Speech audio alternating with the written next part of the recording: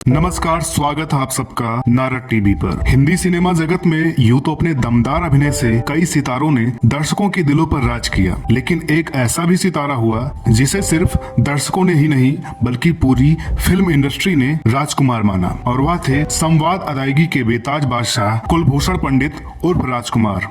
ना तलवार की धार से ना गोलियों की बौछार से बनना डरता है तो सिर्फ परवरदिगार से। हम उन बादशाहों में से हैं जिन पर किसी भी दौर का असर नहीं होता। हमको मिटा सके ये जमाने में दम नहीं, हमसे जमाना खुद है, जमाने से हम नहीं। राजस्थान में हमारी भी जमीनात हैं और तुम्हारी हैसियत के जमींदार हर सुबह हमें सलाम करने हमारी हवेली पर आते रहते हैं। हम तुम्हें मारेंगे और जरूर मारेंगे, लेकिन वो बंदूक भी हमारी होगी, गोली भी हमारी होगी और वक्त भी हमारा होगा। जैसे गधे की पीठ पर घोड़े की जीन अच्छी नहीं लगती, वैसे ही तुम्हारे कंधों पर ये सितारे अच्छे नहीं लगते। शेर की खाल पहनकर आज तक कोई आदमी शेर नहीं बन सका। तूफान में हम अपनी खुशी चाहते हैं, जान हथेली पे लिए जी जाते हैं। तुम वो जो समुंदर जिन्हें खा जाता है, हम वो जो समुंदर को पी जाते हैं। पाकिस्तान के बलूचिस्तान प्रांत में 8 अक्टूबर 1926 को जन्मे राजकुमार स्नातक की पढ़ाई पूरी करने के बाद मुंबई के माहिम थाने में सब इंस्पेक्टर के रूप में काम करने लगे। एक दिन रात में गश्त के दौरान एक सिपाही ने राजकुमार से कहा कि हुजूर, आप रंग ढंग और कद काठी में किसी हीरो से कम नहीं है। फिल्मों में यदि आप हीरो बन जाएं तो लाखों दिलों पर राज कर सकते हैं। और राजकुमार को सिपाही की यह बात जच गई। राजकुमार मुंबई के जिस थाने में कार्यरत थे, वहाँ अक्सर फिल्म उद्योग से जुड़े लोगों का आना जाना लगा रहता था। एक बार पुलिस स्टेशन में फिल्म निर्माता बलदेव दुबे कुछ जरूरी काम के लिए आए हुए थे। वह राजकुमार के बातचीत करने के अंदाज से काफी प्रभावित हुए और उन्होंने राजकुमार से अपनी फिल्म शाही बाजार में अभिनेता के रूप में काम करने की पेशकश की। राजकुमार सिपाही की बात सुनकर पहले ही अभिनेता बनने का मन बना चुके थे, इसलिए उन्होंने तुरंत ही अपनी सब इंस्पेक्टर की नौकरी से इस्तीफा दे दिया और निर्माता की पेशकश स्वीकार कर ली। शाही बाजार को बनने में काफी समय लग गया और राजकुमार को अपना जीवन यापन करना भी मुश्किल हो गया, इसलिए उन्होंने वर्ष 1952 में प्रदर्शित फिल्म रंगीली में एक छोटी सी भूमिका स्वीकार कर ली। यह फिल्म सिनेमा घरों में कब लगी और कब चली गई कुछ पता ही नहीं चला। इस बीच उनकी फिल्म शाही बाजार भी प्रदर्शित हुई, जो बॉक्स ऑफिस पर औंधे मुंह गिर गई। शाही बाजार की असफलता के बाद राजकुमार के तमाम रिश्तेदार यह कहने लगे, तुम्हारा चेहरा फिल्म के लिए उपयुक्त नहीं है, और कुछ लोग कहने लगे कि तुम खलनायक बन सकते हो। वर्ष 1952 से 1957 तक राजकुमार फिल्म इंडस्ट्री में अपनी जगह बनाने के लिए संघर्ष करते रहे। रंगीली के बाद उन्हें जो भी भूमिका मिली, राजकुमार उसे स्वीकार करते चले गए। इसी बीच उन्होंने अनमोल, सहारा, अवसर, घमंड, नीलमणि और कृष्ण सुदामा जैसी कई फिल्मों में अभिनय किया, लेकिन इनमें से कोई भी फिल्म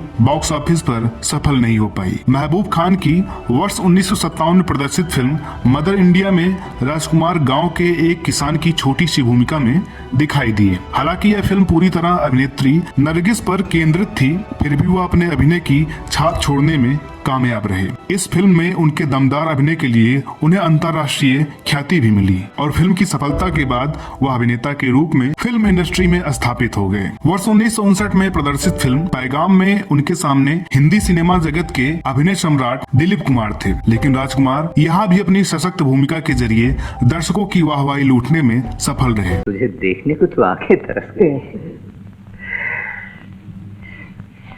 इम्तिहान में पास हो गया?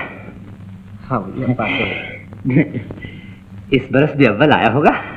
तुम्हारा ही तो भाई हूँ। सो तो है रतन। अरे देख, शहर में बड़े बड़े धनवानों के छोकरे पढ़ते होंगे, लेकिन मेरे रतन से बाजी ले जाए ऐसा कोई माँ का लाल नहीं है। इसके बाद दिल अपना और प्रीत पराई, घराना, गोदान, दिल एक मंदिर और दूज की चांद जैसी फिल्मों में मिली कामयाबी के जरिए वह दर्शकों के बीच अपने अभिनय की धाक जमाते हुए ऐसी स्थिति में पहुंच गए जहां वह अपनी भूमिकाएं स्वयं चुन सकते थे। वर्ष 1965 में प्रदर्शित फिल्म काजल की जबरदस्त कामयाबी के बाद राजकुमार ने अभिनेता के रूप में अपनी अलग पहचान बना ली। बी.आर. चोपड़ा की 1965 में प्रदर्शित फिल्म वक्त में अपने लाजवाब अभिनय से वह एक बार फिर से दर्शकों का ध्यान अपनी ओर आकर्षित करने में सफल रहे। फिल्म में राजकुमार का बोला गया एक संवाद, चिनाई सेठ जिनके घर शीशे के बने होते हैं वो दूसरों के घर पे पत्थर नहीं फेंका करते, दर्शकों के बीच ये डायलॉग काफी लोकप्रिय हुआ। चिनाई सेठ जिनके अपने घर शीशे के हों वो दूसरों पर पत्थर नहीं फेंका करते।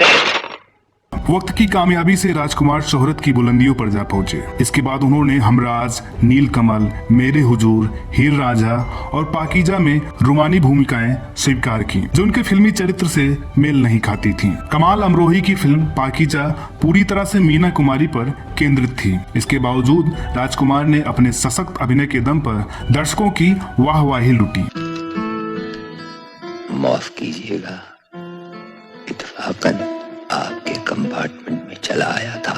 आपके पाँव देखे बहुत हसीन हैं, इन्हें जमीन पर मत उतारिएगा, मैले हो जाएंगे। राजकुमार अनुशासन प्रिय इंसान ही नहीं अपनी शर्तों पर हठी भी थे और इसी हट के उनके कई किस्से फिल्मी गलियारों में मौजूद हैं। ऐसा ही एक किस्सा फिल्म पाकीजा का है। फिल्म के एक दृश्य में राजकुमार मीना कुमारी से निकाह करने के लिए तांगे पर लिए जाते हैं। तभी एक शोहदा उनका पीछा करता हुआ आता है। स्क्रिप्ट के अनुसार राजकुमार उतरकर शोहदे के घोड़े की लगाम पकड़ लेते हैं और उसे नीचे उतरने को कहते हैं। शोहदा उनके हाथ पर 2-3 कोड़े मारता है और फिर राजकुमार लगाम छोड़ देते हैं। इस दृश्य पर राजकुमार अड़ गए। उनका कहना था कि ऐसा कैसे हो सकता है कि एक मामूली गली का गुंडा राजकुमार को मारे। होना तो यह चाहिए कि मैं उसे घोड़े से खींचकर गिरा दूं और बल भर मारूं। निर्देशक ने उन्हें समझाया कि आप राजकुमार नहीं, आपका किरदार सलीम खान का है। राजकुमार नहीं माने। निर्देशक ने सोहदे को तब तक कोड़े चलाने का आदेश दिया जब तक राजकुमार लगाम न छोड़ दें। अंततः राजकुमार को यह बात समझ में आ ही गई। राजकुमार ने फिल्म जंजीर महज इसलिए छोड़ दी थी क्योंकि कहानी सुनाने आए प्रकाश मेहरा के बालों में सरसों के तेल की महक उन्हें नागवार गुजरी थी। अमिताभ बच्चन के एक शूट की तारीफ करते हुए उन्होंने कहा, मुझे इसी कपड़े के पर्दे बनवाने हैं। बप्पी लाहिरी पर उनका कटाक्ष तो जग प्रसिद्ध है। वर्ष 1978 में प्रदर्शित फिल्म कर्मयोगी में राजकुमार के अभिनय और विविधता के नए आयाम दर्शकों को देखने को मिले। इस फिल्म में उन्होंने 2 अलग अलग भूमिकाओं में अपने अभिनय की छाप छोड़ी। कल सुबह सूरज के चढ़ने के साथ मैं फांसी चढ़ूंगा। ये फांसी दुनिया से मेरा संबंध हमेशा के लिए काट देगी। वो मेरा आखिरी सांस होगा। अभिनय में एक रूपता से बचने और स्वयं को चरित्र अभिनेता के रूप में स्थापित करने के लिए उन्होंने स्वयं को विभिन्न भूमिकाओं में पेश किया।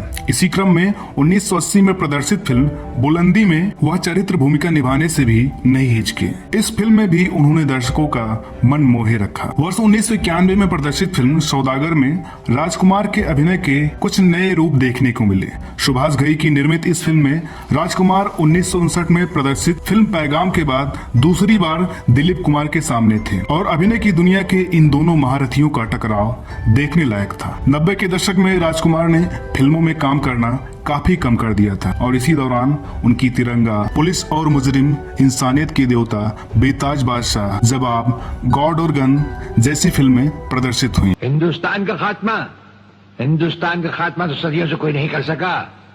वो तो एक ख्वाब ही रहा जो न कभी पूरा हुआ था और न कभी होगा। रहा हमें मारने की बात, तो फिर हिंदुस्तान में शेर बचे ही कितने हैं। उन्हें तो हुकूमत भी मारने की इजाजत नहीं देती। हमें देवता मत कहो बाबा, हमें अमीरों की ताकत का नहीं, गरीबों की कमजोरी का एहसास है। और फिर देवता तकदीर बनाते हैं जो उनके हाथ में है, हम तो सिर्फ तदबीर बताते हैं। राजकुमार को याद करते ही सबसे पहली बात जो दिमाग में आती है वो है उनकी आवाज। मगर ये दुर्भाग्य ही था कि आखिरी समय में राजकुमार को अपनी आवाज से ही जूझना पड़ा था। सन 90 के शुरुआती सालों में राजकुमार साहब गले के दर्द से जूझ रहे थे।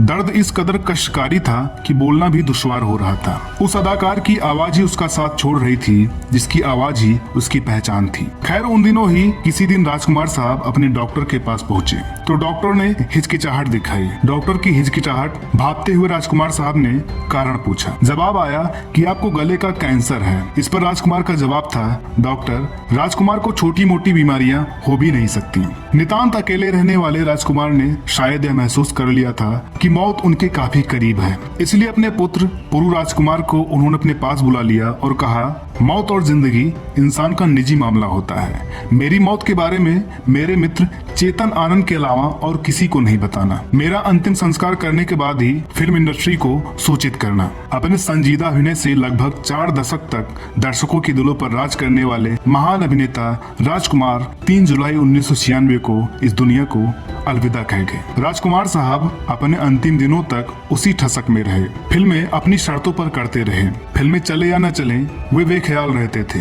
राजकुमार कहते, राजकुमार फेल नहीं होता, फिल्में फेल होती हैं। तो दोस्तों, उम्मीद करते हैं कि आज का ये एपिसोड आपको पसंद आया होगा। वीडियो अच्छी लगी हो तो लाइक करें, शेयर करें। चैनल पर नए हो तो इसे सब्सक्राइब करना ना भूलें। साथ ही साथ नारद टीवी के फेसबुक पेज को भी जरूर लाइक करें ताकि वहां से भी आपको नारद टीवी से जुड़े अपडेट मिलते रहें। तो मिलते हैं अगले वीडियो में एक और नई कहानी के साथ। तब तक के लिए नमस्कार।